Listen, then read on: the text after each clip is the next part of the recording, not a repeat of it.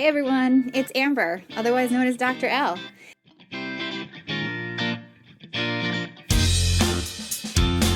Today I'm talking to you about resolutions. It's still January, so I thought it was appropriate to be talking about New Year's resolutions or just resolutions in general. So oftentimes, resolutions don't work for people, and it can be super frustrating because we start the new year thinking, new year, new me, I'm excited, I'm motivated, like things are going to happen. I'm super gung-ho about these things. I'm going to make my life even better than it was before. But it doesn't always work like that, right? Sadly, we often fail at our resolutions, and it's because creating habits is actually really difficult to do. It's difficult to implement something new in our routine because we're so used to our routine. So a resolution, even if it is important to us, if we don't set out the right plan to make it happen, life gets in the way, something happens, and then we get lost track of why this was important in the first place. And in that moment, it might not be that important because something else might take precedent, and we need to be able to deal with that. So I'm here to tell you, I have a plan for you, and you are going to nail your resolutions this year. It's never too late to start. You can start January 1st if you wanted to. You can start February 1st. You can start on your birthday, next Wednesday. It doesn't matter. So stop telling yourself, oh, I missed it this year. It's too late. I can't do it. No, you start whenever you want to. And especially, it's still the new year. People are still saying Happy New Year to you. Therefore, it's a perfect opportunity for you to still move forward with these goals that you really want to accomplish. So the plan is a several-step plan. First, you obviously want to figure out what your resolutions are. Now, usually, if it's a big one, maybe just stick with one. Otherwise, you can do a couple smaller ones, but you want to think of different components of them. The first part is, why are they important to you? Why?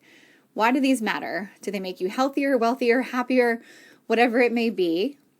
Right? Think about that. Why is it important? If you're really dedicated to this, if it's really important to you, you're more likely to commit to actually seeing it through. Then you want to think of a couple other things. Is it realistic? Now, if your goal is to complete these by a year, is that actually realistic to happen? Is that even possible to happen? Or maybe is it to make progress towards that within this year? So then that should be your resolution, to make progress and not completion. Right now you want to think about how practical it is. Does it fit within my lifestyle? Does it fit with the people around me, with my job, with my home life, with my current situation? Is it practical to happen? And if it's not, what else needs to change in order to make this happen? And is that practical? So you want to think about how it just fits in. The last one, you also want to make sure that it's legal.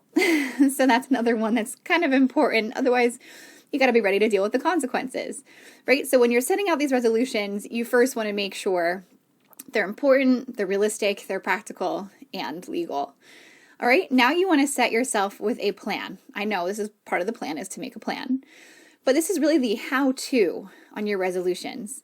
Now, if you want to do something very common in the new year, like lose 10 pounds. I mean, obviously the number of pounds doesn't matter, but if you want to lose some weight and that's your resolution, great.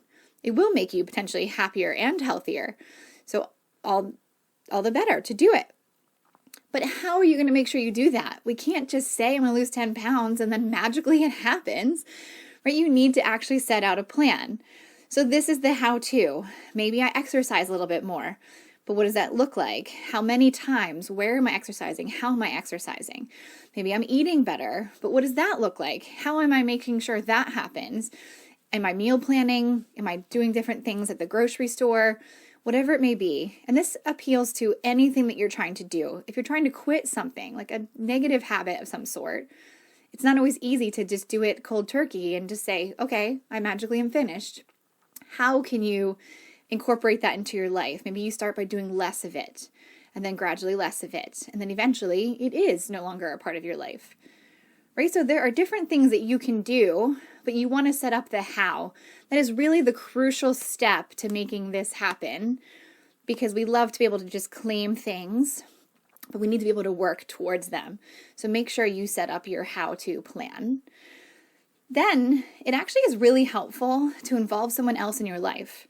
Now, I know it might seem weird because these are your resolutions. They only really matter to you. and you're the one mostly affected by it, so you decide if you fail or succeed. I actually did a challenge as part of my new Facebook group. It's Dr. L's Pep Talks, and I've got the group itself is the Skillers. They're skill killers. But we did a free resolution challenge, and one of the things I asked them to do was to appoint an accountability partner. And that really just means someone in your life that gives you honest feedback, potentially not your spouse or your significant other, just because of the relationship dynamic, but someone else in your life that you can trust to be able to give you good feedback. You're asking them to commit to you for at least 3 months, right? And so the goal that they had to do was check in on you either once a week or every other week, what's practical for you, in whatever way you decide, and they would check in on how your resolutions are going. Now, with that being said, they also understand that life happens. And so when you get sick, if your goal was to go to the gym 3 days a week, but you're sick home with the flu, please don't go to the gym. Don't be infecting all these other people, right? But that's a moment to take a break and to realize in this moment, it does not fit for me to work on this at this exact time. But that doesn't mean I take a week or two off to get better, to rest up, to heal, and then I no longer go to the gym, right? Because my accountability partner is going to say, hey, I know you're going through a rough time right now. I'm so sorry about that. I'm going to check in on you next week to see how we can get you back on track. And that person helps you. So it's so easy to go back to our normal routines when life happens, but then we're no longer working on our resolutions. So really, this person is there to check in and say, hey, I'm going to, let things slide, obviously, allow you to be human, and you need to allow yourself to be human. There's no no beating yourself up in this situation. But the real winning is when you actually get back up and do it, when you commit again. And even if you need to start back at the beginning with the baby steps, that's fine. You might not be able to be as gung-ho as you once were when you started. But the key is to start again and to do it again and to get back on the track. You can and you will, and this person is there to assist you to do that. And they just are there to give you a little nudge that you might need, some extra motivation. And oftentimes, we find ourselves more motivated by others, outside things, than we are even ourselves. Because if it's only me affected, it's easier for me to justify that, oh, I can do it tomorrow. I can get to it. But if I know that my accountability partner is checking in on me tomorrow, I want to be able to actually give them a positive report and say, yeah, I didn't actually do this week what I wanted to do, but yesterday I really tried to jump back in and I'm going to do it again tomorrow. And so when you check on me next week, I'm going to have a full week of progress. And so that's helpful because now I feel extra motivated by them. I feel a commitment to them. I don't want to disappoint them, even though I'm not really disappointing them. This is all about me. It's still the idea that someone else is looking out for me and I want to be able to please them and to give them a positive report, right? So accountability partner. And the last one is for you to declare your commitment. Put it out to the world, however you want to do that. You've decided that these are important to you. You've made a plan of how to actually make them work. You appointed a buddy to say, hey, I'm cheering you on. I'm here with you. I'm going to give you some pep talks when you need a little nudge. And now you're saying, I am committed to making this work. And I recommend that you write that down and put it all around you. Put on a Post-it note. Put it in your phone. Make it your backdrop on your desktop. Put it on your mirror. Put it on your refrigerator. Somewhere you have to look often so that you're reminded these are things that I decided were important to me and I'm committed to making them work. Therefore, I'm going to look at them and I'm going to know, am I doing this? How am I doing this? And am I doing it successfully? So come December, I'm not going to be the same old person who was disappointed every year by my lack of effort. I'm going to be triumphant because I killed my resolutions. And you will. You're going to kill it, cook it, and eat it, or eat them, whatever it is you set out to do. I wholeheartedly believe that you can do this, but if you go by this plan, you're more likely to do it.